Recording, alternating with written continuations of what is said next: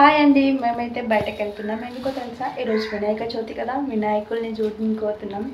Happy Vinayaka Chavithi అందరికీ. వెళ్దామా?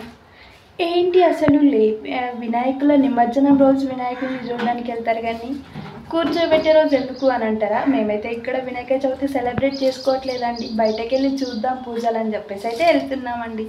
వెళ్దామా? అన్నీ చూపిస్తా చూడండి. వీడియో లాస్ట్ వరకు చూడండి. సబ్స్క్రైబ్ కూడా చేసుకోండి. అట్లాగే లైక్ కూడా కొట్టండి. ఓకేనా? అసలు మా వీధిలోనే అనుకున్నా అండి వినాయకుడిని ఎవరు పెట్టట్లేదని.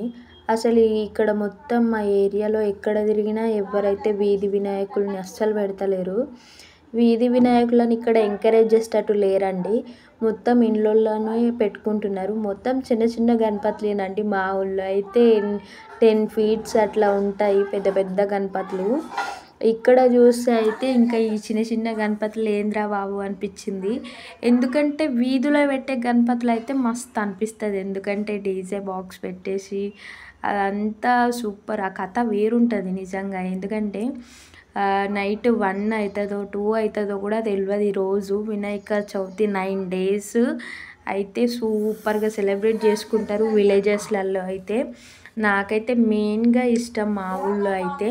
ఎందుకంటే 1 వరకు అయితే ఆడుకుంటారు ప్రతి ఒక్కళ్ళు. బాక్సులు పెట్టేసుకొని ఏమన్నా ఎంజాయ్ చేస్తారా. ఇక్కడ అట్లాంటిది ఏం లేదండి. ఇక్కడ ఓన్లీ 5 feet వినాయకుడిని చూడడమే మహా కష్టంగా ఉందండి.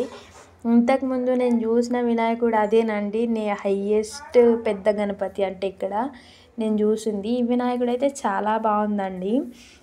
ఏదేమైనా ఊళ్ళల్లో పండగ ఊళ్ళలోనేనండి నిజంగా చెప్తున్నా. ఎందుకంటే ఇంకా వాళ్ళ సాయంత్రం వరకు వాళ్ళకి ఏ పనులు అయితే ఉంటాయో అవి చూసుకొని ఇంకా నైట్ 6 అయ్యిందంటే పూజ స్టార్ట్ చేసేసి 7 వరకల్లా ఎండ్ చేసేసి ఇంకా 8 నుంచి స్టార్ట్ చేస్తారు ఇక తినేసి. అట్లుంటుంది. ఇదేనండి ఇక్కడ నేను చూసిన పెద్ద వినాయకుడు అదే. ఇంకా అంతకంటే పెద్ద వినాయకుడిని నేనైతే ఇక్కడ చూడలేదు. ఇంకా ఎంత ఎంజాయ్మెంట్ చేయాలన్నా అది విలేజ్లోనేనండి. ఇక్కడైతే సాధ్యపడదని నాకు అర్థమైపోయింది. ఎందుకంటే నేను అసలు ఏమో ఎక్స్పెక్ట్ చేసుకున్నా. ఎందుకంటే సిటీలో మస్తు ఉంటుంది, పెద్ద పెద్ద వినాయకులను పెడతారు అట్లా ఇట్లా అని బాగా అనుకున్నా. కానీ ఇక్కడైతే మొత్తం ప్రతి ఒక్కళ్ళు ఇంట్లోనే పెట్టుకునేటట్టున్నారు. వీధి వినాయకుడిని అస్సలు ఎంకరేజ్ చేస్తలేరు. కొందరైతే ఇంకా మంచిగా తీసుకెళ్ళేటప్పుడే వ్యాన్ పెట్టేసి మస్తు బాగా తీసుకెళ్తుర్రు వినాయకుడిని అయితే.